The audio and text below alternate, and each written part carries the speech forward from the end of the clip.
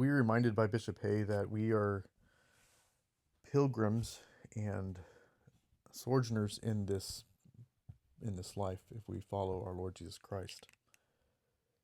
He lets us know that if we are to serve God and be happy with Him, we have to see our life in this world as something temporary, as transitionatory, as this being a temporary place that's not our home.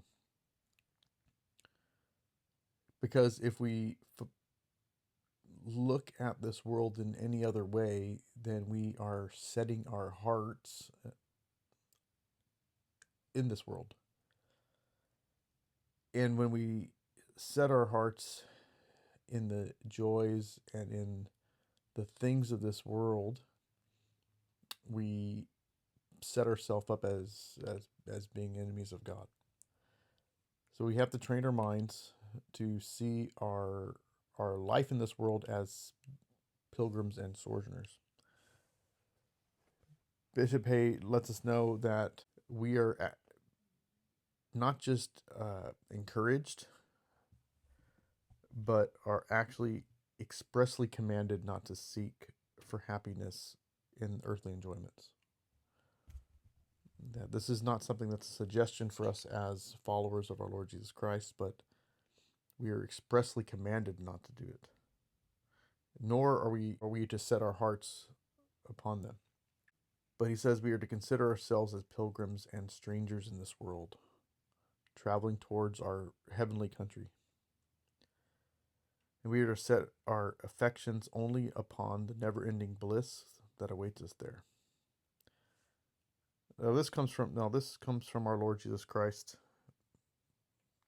in Matthew, where he says, "Lay not up for yourselves treasures on earth, where rust and moth consume, where the thieves break in and steal.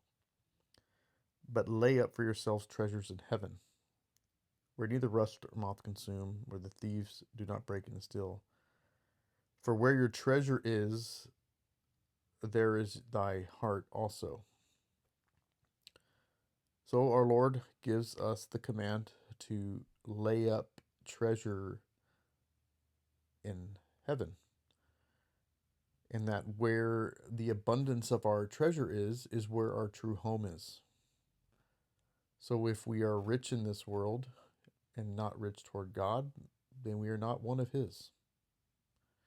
Because where your treasure is, there your heart is. So St. Paul looks upon this holy disposition of soul as a sign of our being risen with Christ in newness of life. He says, if you've been risen with Christ, seek the things that are above, where Christ is sitting at the right hand. He says, mind the things that are above, and not things that are on the earth. And then St. Paul also says, for here we have no lasting city, but we seek the one to come.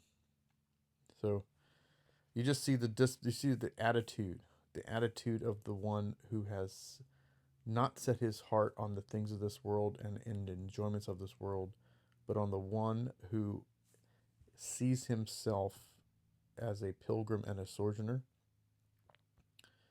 and one who is seeking the happiness in serving God. Right? St. Paul says, we look not at the things that are seen, but at the things which are not seen. For the things which are seen are temporal, but the things which are not seen are eternal. For we know that if our earthly house of this dwelling be dissolved, we have a building of God, a house not made with hands, eternal in the heavens. We don't look to the things here, we look to the things to come. And as the first pope also says, St. Peter says, I beseech you as strangers and pilgrims to refrain yourselves from carnal desires which war against the soul. So we must focus on that. Just before we continue on with what Bishop Hay has to say in this section, that first and foremost, we have to see ourselves as pilgrims and transitioning through this world. But this place is, as pilgrims, what do pilgrims do, right? They're going to a particular destination, and that's the focus. Their focus is the end goal, right? The place that they're trying to go. That's where they're going to, and so everything else is sort of peripheral. They're just walking through to the pilgrim site, and they see their pilgrimage, right? The pilgrimage walk that they're doing as as the part of the journey where they're growing in, you know, that's the point of the pilgrimage, right? Is the journey and the process that one goes through to get to the place they're trying to go. If all of a sudden you just show up and you're at the pilgrimage site, it loses it. I mean, it's nice to be there, but I would think it's that process, that journey in which we're getting there, that we gain so much when we finally arrive, right? And that's how we have to look at this world. That the things that we do, the life that we're living, is a pilgrimage, and this time is a time of growth and mortification to become like Jesus Christ. And there we gain the happiness, right? But if we're on a pilgrimage, but we're loving the things, we're seeking all the things that the world has, we've lost focus, and we will lose eternal focus. We'll lose eternity if we do such things.